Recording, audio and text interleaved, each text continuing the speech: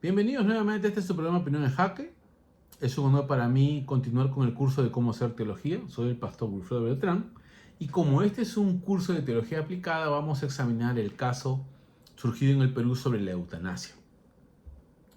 El derecho a morir que ha solicitado una mujer que sufre de una enfermedad degenerativa a los músculos y al cuerpo que le impide moverse y que ella, por el sufrimiento psicológico y físico que padece, ha solicitado una excepción a la Corte Suprema para que le permitan un suicidio asistido, una muerte acelerada, de tal manera de que, entre comillas, tenga una muerte digna.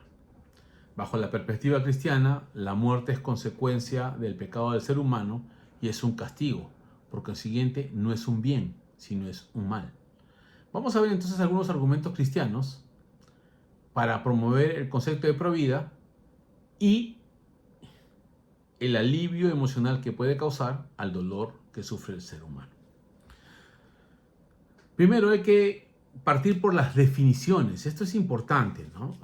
La palabra eutanasia viene del término griego eu, que significa bueno, y thanatos, que significa muerte. O sea, sería una buena muerte, que es el concepto que se trata de transmitir, porque algunos consideran que es el asesinato deliberado de una persona sufriendo de una enfermedad terminal que pretende ser liberado del dolor gracias a la misericordia de otra persona que lo asiste en su muerte. Aquí entonces tenemos que ver si es un acto de misericordia ayudar a la muerte a una persona que sufre, a una persona que ya está condenada a muerte y por consiguiente hay que acelerar su partida de este mundo para que no sufra. Ese es el conflicto. Hay 4 posibles argumentos que se pueden definir, bueno, hay 4 definiciones, mejor dicho, legales sobre la eutanasia o el concepto de un suicidio asistido, ¿no? Por ejemplo, en este caso, el suicidio médicamente asistido, donde un médico le receta a un paciente qué medicamentos tomar para morir de manera rápida y, entre comillas, tranquila. Esto se da en Suiza, ¿no? En Suiza se da mucho, así que hay algunos pacientes que esperan tomar algún fármaco que lo haga partir de manera tranquila de esta tierra, ¿no? También está el suicidio no asistido, ¿no? Por médicos. En este caso, la misma persona ingiere algún tipo de medicamento o veneno para partir de esta tierra, ¿no? Este es un caso irregular, pero hay casos reales en la sociedad. Viene propiamente dicha la eutanasia, ¿no? que es, en el fondo es un equipo médico que ha determinado la enfermedad terminal y que es tan grave y dolorosa que amerita que se le asista al individuo para que muera, ¿no? Esto está, por ejemplo, muy promovido en Holanda, en Bélgica, Luxemburgo, Canadá y en algunas partes de Estados Unidos. Cuando hablamos de un equipo médico es que el equipo determina de que ya no hay remedio para la enfermedad, ¿no? Y la persona es desahuciada. Y aquí se apela entonces al individuo con su libertad moral para decidir, ¿ya? El individuo que aplica su derecho a su libre albedrío para tomar una decisión para su propio bien. Ese es el concepto que se quiere promover, pero nunca el suicidio va a ser un bien. También hay una promoción le llaman a la sedación terminal, ¿no? Que es en este caso una serie de medicamentos que se le van dando al individuo para aplacar el dolor, pero que lentamente lo va conduciendo a la muerte. Es un tratamiento que le dan, en este caso, cuidados paliativos para que el sufrimiento no sea tan pesado. El conflicto aquí surge por el dolor de la persona, el padecimiento que ella enfrenta, ¿no? ¿Ya? Y la decisión de él de ya liberarse de manera rápida de ese sufrimiento. La pregunta para que todos nos hacemos es, el sufrimiento que una persona padece, por más duro que sea, ¿es una causa factible para acceder a su muerte? De manera acelerada, porque lógicamente pasa por el proceso natural hasta que llega el colapso del cuerpo. Bueno, nosotros podemos decirle que a pesar del dolor agónico, Kafka dijo una gran verdad. Kafka dijo una gran verdad. Que el sufrimiento cobra sentido cuando haya su propósito en la vida. Imagínense a Steve Hopkins decidir ser eliminado por el dolor que le causaba la enfermedad degenerativa que él tenía. Que irreversible, que por supuesto le causaba problemas para existir, sin embargo hubiéramos perdido a un gran genio. Otro aspecto propio del dolor ajeno es que desarrollamos empatía con el individuo. Al desarrollar empatía con el individuo, buscamos las formas de acabar con el sufrimiento ajeno. Y mucho del dolor ajeno ha sido la fuente de inspiración para que los científicos desarrollen los avances de la medicina para sanar enfermedades dolorosas. ¿O qué digamos de las personas que han sufrido un accidente y han quedado en coma, o por alguna causa están en coma, ¿ya? Que han pasado años esperando los parientes sin que este individuo pueda decidir, hasta que despertó? ¿Cuántas personas han despertado después de muchos años?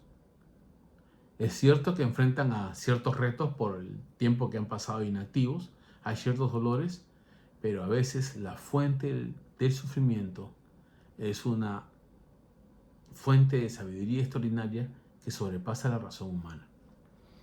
La preocupación siempre va a ser si el individuo tiene la libertad de decidir sobre su propia vida.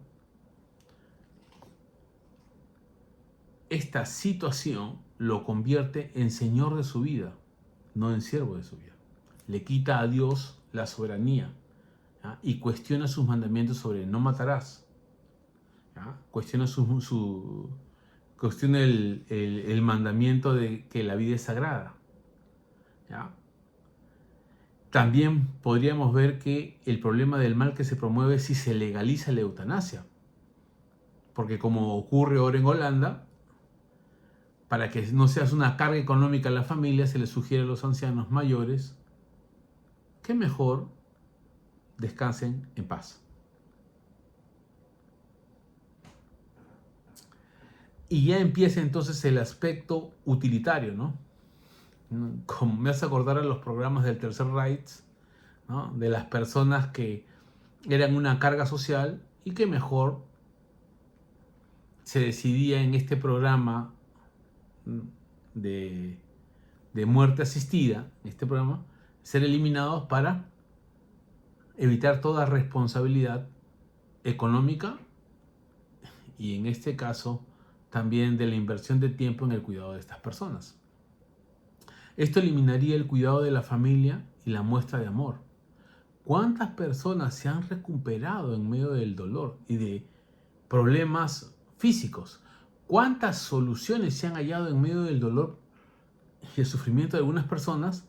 ¿Gracias a qué? A la empatía que genera estas experiencias. Yo sé que algunos dicen, estás romantizando el dolor. No es cierto, estamos creando una esperanza en Dios. El problema del mal es un asunto serio y si se le da libertad para que el ser humano pueda morir de manera asistida, ¿cuántos deprimidos van a decidir morirse? ¿O cuántas personas que han nacido con discapacidades van a querer suicidarse? Como es el caso de Nick Ludovic, ¿no? Que cuando era niño, por no tener extremidades, quiso suicidarse, pero luego hay un propósito en su vida en medio del dolor. ¿Qué hubiera pasado si los padres hubieran pensado, es mejor darle la libertad que él decida su futuro, o que lo ven en este caso incapaz de sobrevivir sin ellos y dicen, es mejor, hijito, que partas de este mundo? ¿Cuántas personas serían orilladas a autoeliminarse? En este caso, suicidarse, ¿no? Hay que decirlo abiertamente.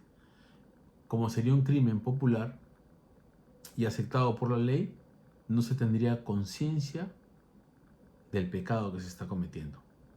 Por eso nosotros creemos que hay una defensa al derecho a la vida. Y aunque hay situaciones extremas de dolor, no son la regla, son excepciones. Y son una fuente, en este caso, para promover la empatía con los que sufren. Y hayas un consuelo en Dios que sobrepasa toda razón. Hemos visto que muchas personas que han sido asistidas por el Evangelio hayan una paz y una tranquilidad que a pesar de dolor ya no desean la muerte, sino que esperan en Dios de manera tranquila, siendo de testimonio e inspiración para otros, para soportar las más duras experiencias como seres humanos. ¿Cuántas lecciones de vida surgen en medio del dolor del ser humano? No es romantizar, repito, es simplemente dar la oportunidad a que el ser humano haya un propósito en la vida, aún en medio del sufrimiento, y más cuando el consuelo de Dios se abre como puerta alternativa. Porque el deseo de la muerte es regularmente asociado al colapso emocional del ser humano. Pablo dijo, para mí el vivir es Cristo y el morirme es ganancia. Es cierto, porque cuando uno halla su destino en Dios, la muerte no es el final, sino es una puerta a la comunión con Dios, porque sabemos que volveremos a la vida. Así que nosotros no aceptamos la eutanasia, ningún tipo de eliminación selectiva del ser humano por conveniencia económica o por no afectar a la familia, porque nosotros creemos que el dolor es una oportunidad para que el ser humano tenga un encuentro con Dios y pueda hallar descanso y alivio para su alma, no solamente para enfrentar la muerte, sino también para heredar la vida eterna.